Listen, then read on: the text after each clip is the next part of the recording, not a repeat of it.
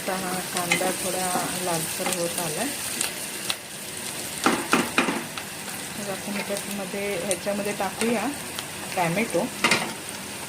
छोटाच tomato घ्यायचा.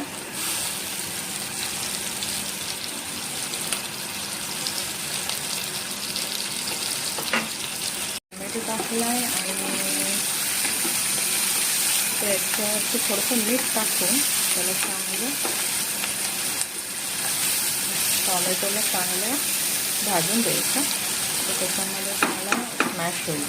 त्यानंतर हा आहे मालवणी मसाला 1.5 चमचा आणि पाव चमचा हळद.